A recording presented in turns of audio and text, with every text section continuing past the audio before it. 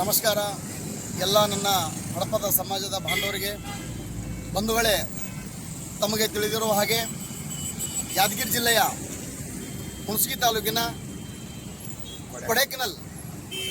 ಕೊಡೇಕಲ್ ಗ್ರಾಮದಲ್ಲಿ ನಮ್ಮ ಶರಣಪ್ಪ ಹಡಪದವರ ಪುತ್ರಿಯಾದಂತಹ ಸೌಜನ್ಯ ಹಡಪದವರು ಕಾಣೆಯಾಗಿದ್ದು, ಅನಂತರ ಅವಳ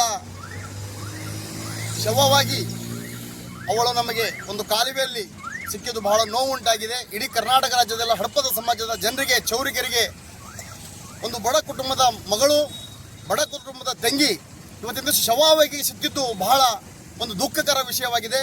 ಅದಕ್ಕೋಸ್ಕರ ಬಂಧುಗಳೇ, ನಮ್ಮ ತಂಗಿಯ ಒಂದು ಹತ್ಯೆ ಸಾವಿನ ಹಿಂದೆ ಬಹಳಷ್ಟು ಕಾಳರದ ಕೈಗಳು ಮತ್ತು ಯಾರ್ಯಾರಿದ್ದಾರೆ ಮತ್ತು ಎಲ್ಲ ಅಧಿಕಾರಿಗಳು ಕೂಡ ಇವತ್ತು ಒಂದು ಕಂಪ್ಲೇಂಟ್ ಕೊಡ್ಲಕ್ಕೆ ಹೋದ್ರೆ, ಕೊಡೇಕಲ್ ಠಾಣೆಗೆ ಅರ್ಜಿ ಕೊಡ್ಲಕ್ಕೆ ಹೋದ್ರೆ ಮಗಳು ಮಿಸ್ ಆಗಿದ್ದಾಳೆ, ಒಂದು ಅರ್ಜಿ ತಗೋರಿ, ಹುಡುಕಿಡಿಸಿ ಕೊಡ್ರಿ ಅಂತ ಹೇಳಿದಾಗ ಬೇಕಾಬಿಟ್ಟಿಯಾಗಿ ಕೊಡೇಕಲ್ನ ಜಡಿ ಅಥವಾ BSS ಸಾಹೇಬರಾಗಲಿ ಅವರ ಸಿಬ್ಬಂದಿಗಳಾಗಲಿ ಒಂದು ಅರ್ಜಿಯನ್ನು ತೆಗೆದುಕೊಂಡಿಲ್ಲ.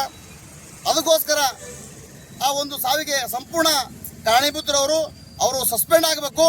ಮತ್ತು ಎರಡನೇದಾಗಿ ಈ ಒಂದು ಕಿಡ್ನಾಪ್ ಮಾಡಿ ಆಕೆಗೆ ಯಾವ್ದು ಚಿತ್ರಹಿಂಸೆ ಕೊಟ್ಟು ಬರ್ಬರವಾಗಿ ಕೊಲೆ ಮಾಡಿ ಕಾಲುವೆಯಲ್ಲಿ ಬೀಸಾಡಿ ಹೋಗಿದ್ದಾರೆ. ಕೂಡಲೇ ಪೊಲೀಸ್ ಇಲಾಖೆ ಇವತ್ತಿಂದ ಅದನ್ನು ರಾಜ್ಯದಲ್ಲಿ ಸತ್ತೊಂದಿಗೂ ನಂಗೆ ಒಟ್ಟ ಅರ್ಥನೇ ಆಗಲ್ಲ. ಅದಕ್ಕೋಸ್ಕರ ಅಂಥವ್ರನ್ನು ಕೂಡಲೇ ಬಂಧಿಸಿ ಅವ್ರಿಗೆ ಗಲ್ಲು ಶಿಕ್ಷೆ ಮಾಡಬೇಕಾಗಿ ಇವತ್ತು ನಾಳೆ ಯಾದಗಿರಿ ಜಿಲ್ಲೆಯ